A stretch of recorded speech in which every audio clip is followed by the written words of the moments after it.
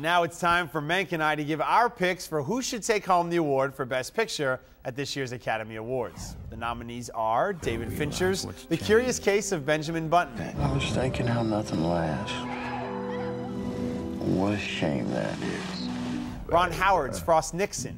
On power and glory. Why didn't you burn the tapes? Gus Van Sant's Milk. Without hope, life is not worth living. Stephen Daldry's The Reader. I can't live without you. Even the thought of it kills me. Do you love me? And Danny Boyle's Slumdog Millionaire. We went on the show because I thought she'd be watching. She's my destiny. Of the nominees, I think the choice is clear. Ron Howard's Frost Nixon takes a play, which was essentially just a series of conversations between two men, and turns it into a compelling, emotionally textured drama. I will ruin you if it takes the rest of my life. What have I done? If in this interview Nixon exonerates himself, that would be the worst crime of all. 3, 2. Cue David. Frost Nixon is the year's real achievement in filmmaking, and it's my pick for Best Picture. That said, Slumdog Millionaire, an inventive, joyous film that has quickly moved from unsung to overrated, still good, mind you, but overrated, will win the Oscar. To those that are regular viewers of this show, it should be no surprise that The Curious Case of Benjamin Button is my pick for Best Picture.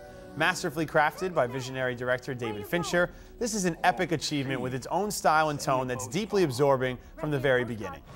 Always had a healthy curiosity. What was up the street or around the next corner? Benjamin, that is dangerous. Nominated for 13 Oscars this year, the simple premise of a man aging backwards sets the stage for a romantic and technically astounding piece of cinema. So that's why I'm picking The Curious Case of Benjamin Button. Now, because I have a soul and a heartbeat, I don't agree with Mank that Slumdog Millionaire was overrated. He's nuts. I do agree with him, though, that Danny Boyle's creative and inspired award show season favorite will win the big one come Oscar Sunday.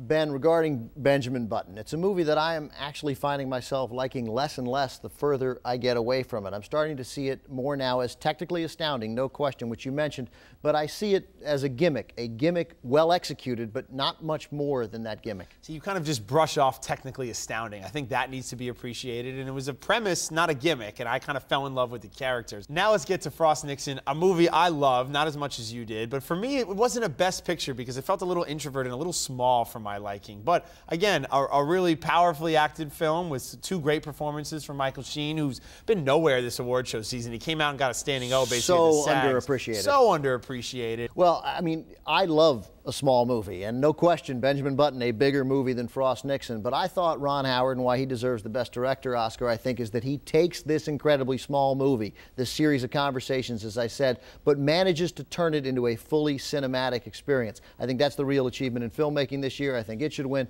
and I think Ron Howard should win. You really think Slumdog's overrated? Really? I do.